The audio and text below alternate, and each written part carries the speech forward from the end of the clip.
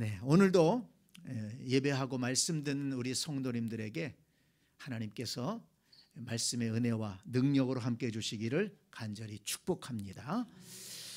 오늘 추수감사 주일인데요, 추수감사절은 지난 한 해 동안 베풀어 주신 하나님의 은혜에 감사하면서 감사의 신앙, 또 감사의 마음을 회복하는 날입니다. 어떤 유대 어머니가 자식 셋을 키웠는데 훌륭하게 잘 키워냈습니다. 그래서 사람들이 궁금해서 물어봤어요. 아니, 어떻게 그렇게 자식을 잘 키웠습니까? 그랬더니 그 어머니가 네, 참 부족하지만 제가 세 가지를 아이들에게 어릴 적부터 잘 부탁을 했습니다.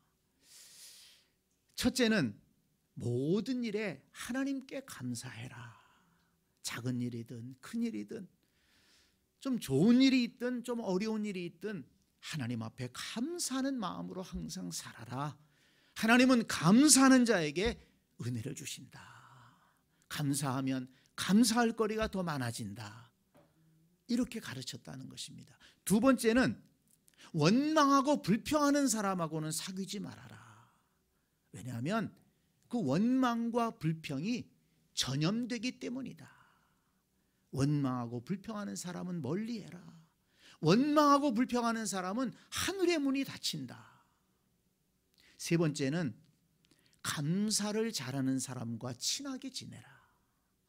감사를 잘하는 사람 자주 만나서 교제해라. 그 감사도 전염되기 때문이다. 그리고 감사하는 심령에 하나님이 복을 주시고 감사하는 심령에 하나님께서 은혜를 주신다. 이렇게 가르쳤다는 것입니다. 성도 여러분, 저와 여러분도 이 세 가지 교훈을 기억하고 실천했으면 좋겠습니다. 모든 일에 하나님께 감사하는 자가 되자. 원망하고 불평하는 사람은 멀리하고 감사를 잘하는 사람하고 친하게 지내고 자주 교제하시기를 바랍니다. 그래서 우리도 감사하는 사람이 되어서 감사하는 자에게 주시는 하나님의 은혜와 축복을 받아 누리는 복된 성도들이 다 되시기를 간절히 축복합니다. 오늘은 추수감사절을 맞이해서 이 탕자네 집에서 있었던 일을 좀 생각하면서 감사에 대해서 생각해 보려고 합니다. 소중함을 알아야 감사할 수 있다. 이런 제목으로 은혜를 나누려고 합니다. 우리 한번 따라서 할까요? 소중함을 알아야 감사할 수 있다. 네. 여러분 가운데 혹시 이 탕자네 집 이야기를 잘 모르시는 분이 계십니까? 혹시 모르실 분이 계실까 봐 말씀을 좀 드리겠습니다. 어느 집에 두 아들이 있었습니다. 그런데 둘째 아들이 어느 날 아버지를 찾아오더니 아버지 돌아가시면 아버지 재산을 우리 아들들에게 유산으로 주실 텐데 좀 미리 주시면 안 되겠습니까? 제 몫을 좀 주십시오. 근데 이 아버지가 굉장히 마음이 좋은 것 같아요. 아들을 믿은 것 같아요. 이놈이 뭔가 좀 자기 나름대로 일을 해보고 싶은가 보구나. 그래서는 유산을 미리 나눠서 두 아들에게 주었습니다. 그랬더니 이 둘째가 그 재산을 다 챙겨가지고서는 먼 나라로 가버린 것입니다. 사업을 하려고 갔겠지요. 뭔가 생각을 가지고 갔겠지요. 그런데 그곳에 가서 시간 있고 돈 있다 보니까 어떻게 됐습니까? 허랑방탕하게 생활을 했습니다. 그리고 유흥비로다가 그 재산을 다 날려버린 것입니다. 빈털터리가 됐습니다. 그래서 얻어먹고 다니는 신세가 됐어요. 그런데 하필이면 그때 그 나라에 흉년이 들었습니다.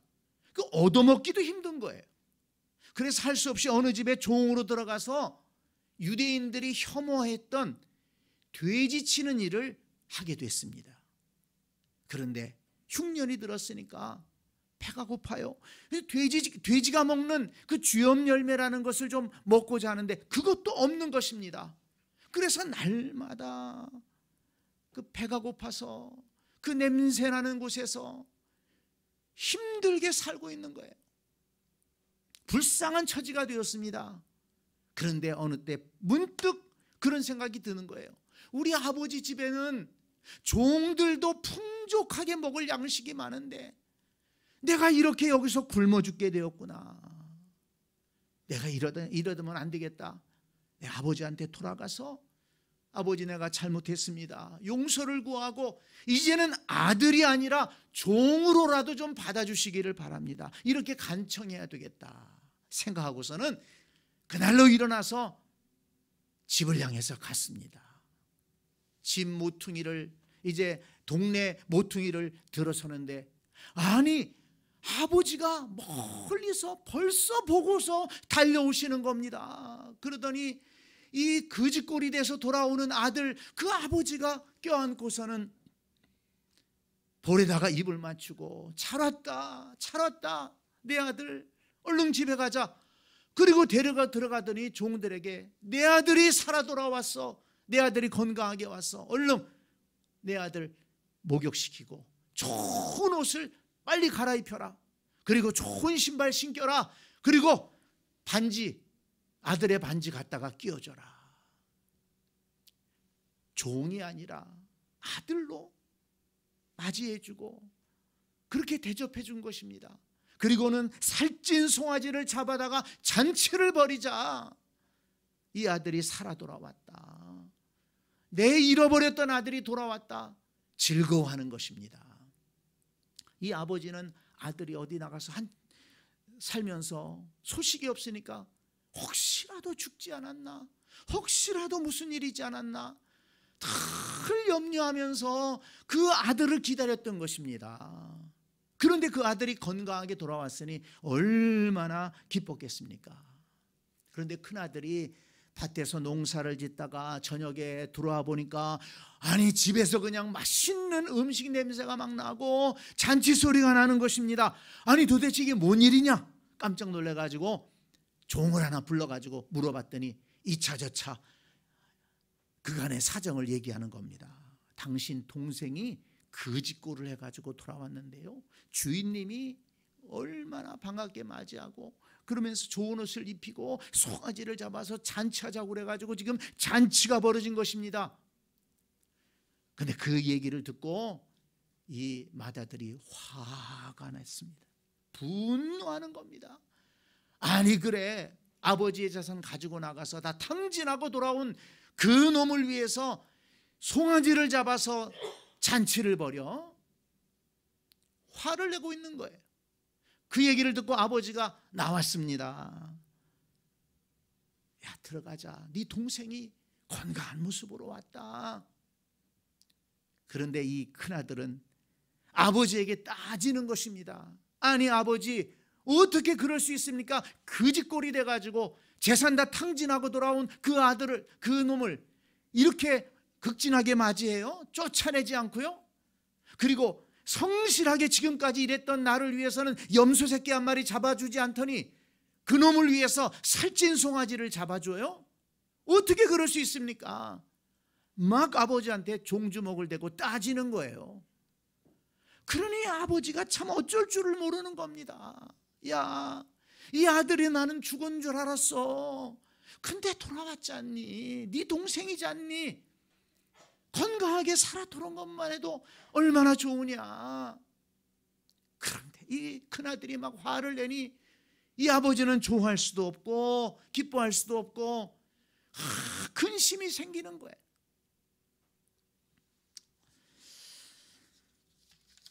참 이 탕자네 집이 어렵게 됐습니다.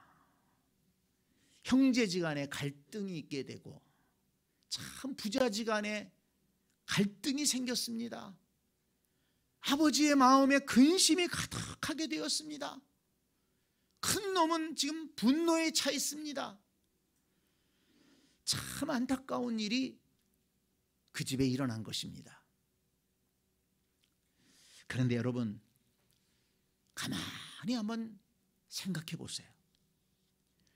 그 탕자네 집은요, 감사할 조건이 사실 많은 집입니다.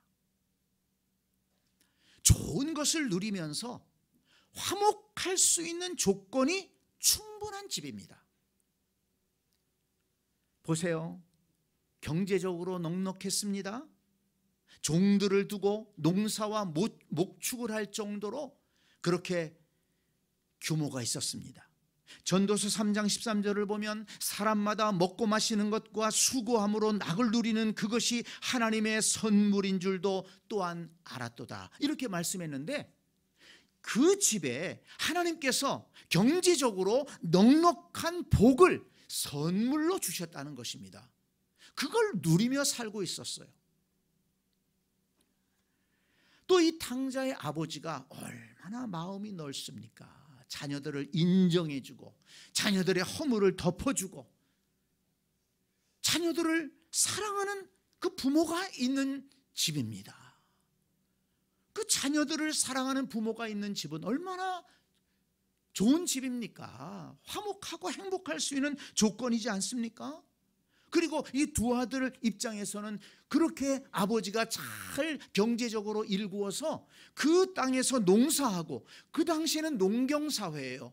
자기 땅에서 자기 짐승들을 키우고 농사를 짓고, 그러니까 직장이 분명한 것입니다. 삼부자가 힘을 합쳐서 종들과 함께 열심히 농사짓고 목축을 하게 되면 앞으로 더 풍요로운 그런 삶을 살아갈 수가 있는 조건이 다 돼 있는 것입니다.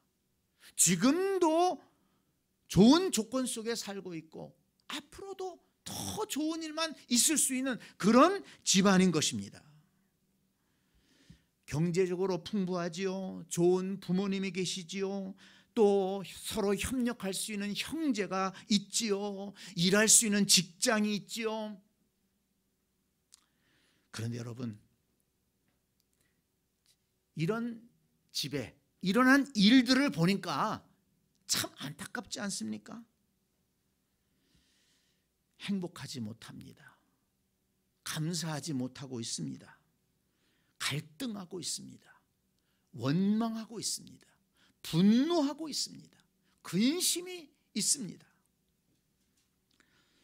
여러분, 우리가 볼 때에는 행복하고 감사할 조건이 많은데 왜 이 집안 식구들은 지금 근심하고 갈등하고 분노하고 그렇게 있는 것입니까? 한마디로 말해서 자신들이 가지고 있고 누리고 있는 것들의 가치를 알지 못했기 때문입니다. 자신들이 누리고 있는 것이 얼마나 소중한 것인가 하는 것을 알지 못했다는 것입니다. 그래서 그것을 잃어버린 것입니다. 자신들이 누리고 있던 이 경제적인 복과 좋은 직장, 자신들을 믿어주고 품어주는 그 부모님의 사랑, 서로 돕고 의지할 수 있는 형제가 있다는 것이 얼마나 소중한 것들인지 그 가치를 제대로 알지 못했기 때문에 그것을 지키지 못했습니다. 그래서 그들의 가정은 불행해진 것입니다. 여러분, 남의 집 흉볼 게 아니라 우리는 어떻습니까? 우리의 가정은 어떻습니까? 또 우리 교회는 어떻습니까? 한번 생각해 보시기 바랍니다.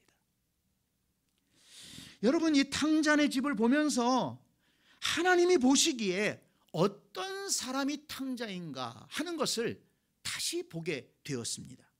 일반적으로 탕자란 방탕한 생활에 빠진 사람을 말합니다. 그런데 이 탕자네 집안을 보니까요, 하나님께서 주신 은혜와 복을 깨닫지 못하고 그 은혜와 복의 소중함을 알지 못하고 감사할 줄 모르는 사람이 바로 탕자라는 것입니다. 여러분, 왜 사람들이 하나님을 떠나 방황합니까? 영적으로 무지하고 교만해져서 하나님 없이도 살 것 같은 착각을 하기 때문에 하나님을 떠나는 것입니다. 왜 많은 사람이 자신들의 삶에 감사하지 못하고 불평과 원망하며 살고 있을까요? 하나님이 주셔서 누리게 하신 그 은혜를 당연한 것으로 알고 그것의 귀함을 알지 못하는 거예요. 내가 지금 먹고 있는 그 밥의 소중함을 알지 못하는 거예요. 내가 지금 누리고 있는 자유의 소중함을 알지 못하는 거예요. 내가 지금 따뜻하게 안전하게 쉴 수 있는 이 집의 가치를 제대로 알지 못하는 거예요. 그 좋은 것들을 누리고 있으면서도 그것의 가치를 알지 못하고 그 소중함을 잊어버리기 때문에 감사를 잃어버리는 것입니다. 오히려 감사가 잃어버린 자일에 원망이 싹트고 불평이 싹트고 그러는 거예요. 가정생활뿐만이 아닙니다. 성도들 가운데에도 감사와 기쁨을 잃어버리고 신앙생활하는 분들이 있습니다. 불평하고 원망하며 신앙생활하는 분들이 있습니다. 하나님께서 주신 은혜의 가치를 잃어버렸기 때문입니다. 하나님께서 만나게 하신 교회, 하나님께서 함께 신앙생활하도록 이 만나게 해주신 이 성도들이 얼마나 소중한지를 알지 못하기 때문입니다. 여러분, 관점이 정말 중요한 것입니다. 감사하며 사느냐 원망하며 사느냐는 관점의 차이에서 올 수 있다는 것입니다. 여러분, 물론 탕자네 집에 부족한 게 있어요. 그 둘째 아들 놈은 그러면 되겠습니까? 아버지한테 유산 미리 받아가지고 그렇게 나가서 허랑방탕하고 다 까먹고 거짓골이 돼서 돌아오면 되겠어요? 그러나 여러분, 아버지는 그 아들이 재산 다 잃어버리고 거짓골이 돼서 돌아온 거 거기에 집착하지 않았다는 것입니다. 잘 보셔야 돼요.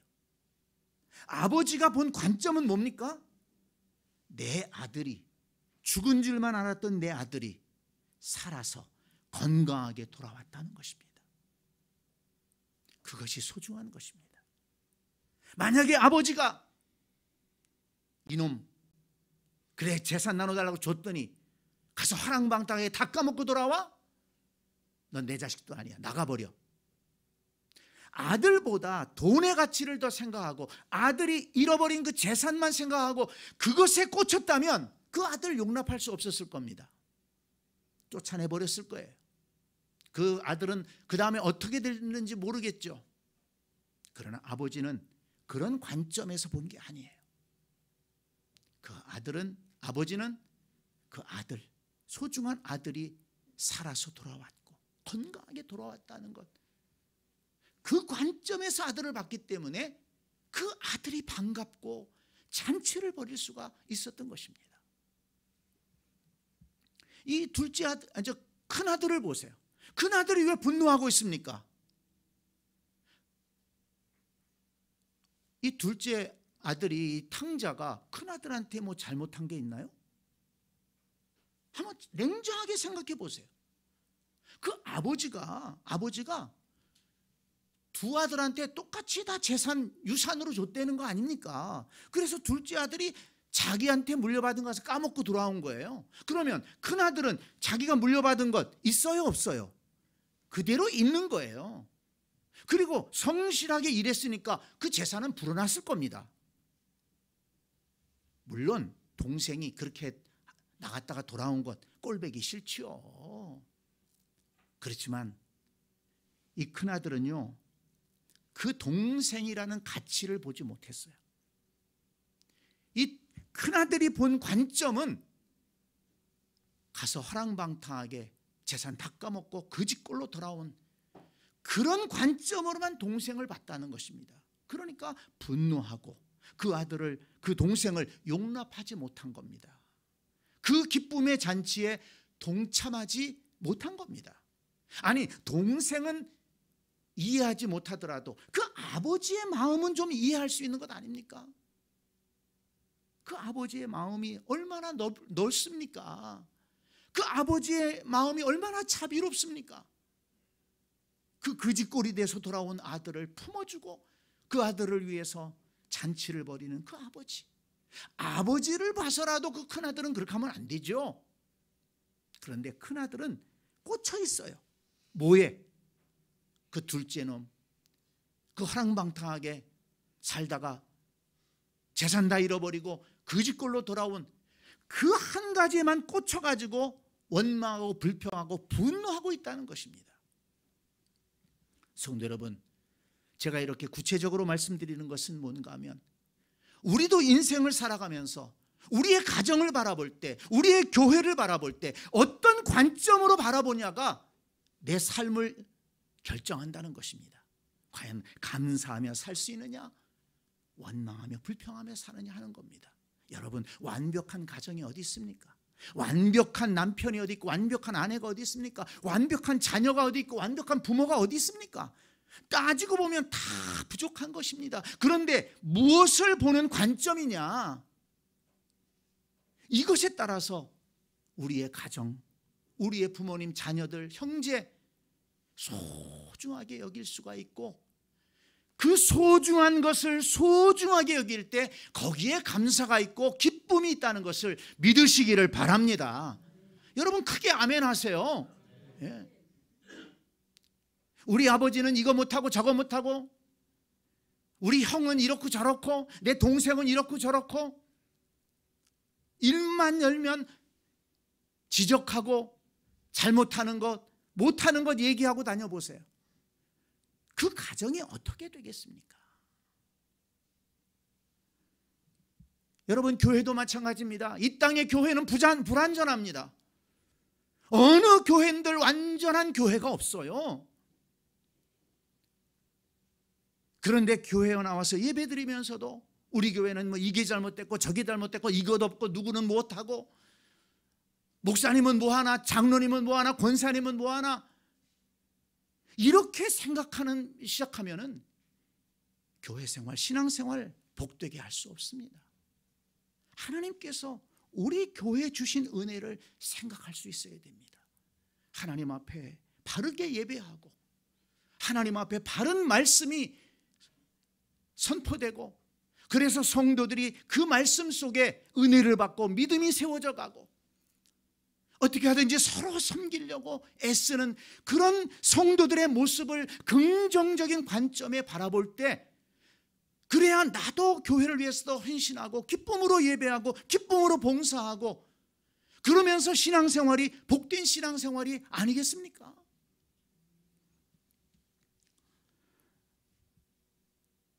이 탕자네 집에 큰아들 같은 그런 관점을 갖지 않게 되기를 바랍니다. 가정을 바라볼 때도 그렇고, 직장을 바라볼 때도 그렇고, 교회를 바라볼 때도 그렇고, 이 큰아들은요 굉장히 모범적인 사람입니다. 자기가 얘기한 대로 아버지 곁을 한 번도 떠난 적이 없어요. 아버지 명을 한 번도 어긴 적이 없어요. 성실하게 일했습니다. 모범적인 사람입니다. 그런데 아쉽잖아요. 왜 분노하고 있습니까? 그 마음속에 자비가 없어요. 그 아버지에게 있는 그 넓은 마음이 없어요. 가족을 사랑하는 마음이 없어요. 용납하고 용서해 주는 마음이 부족한 거예요. 그 사람은 성실한데, 자기 임무를 잘하는 사람인데, 오히려 그것이 마음의 교만이 되고, 그것이 다른 사람을 판단하는 잣대가 되었다는 것입니다. 그러니까 그것이 그 자신도 불행하게 만들고, 그 가정도 복잡하게 만들고, 식구들에게 근심을 만들어 준 것입니다. 여러분, 잘 생각하셔야 됩니다. 우리가 어떤 관점으로, 어떤 방향으로 살아야 되느냐, 무엇을 생각하면서 우리는 바라보아야 되고 결정해야 되고 생각하며 나아가야 되느냐, 이 말씀을 통해서 우리가 돌아볼 수 있어야 됩니다. 성도 여러분, 이 탕자가 자신이 누리고 살았던 것들의 소중한 가치를 언제 깨닫고 돌아왔습니까?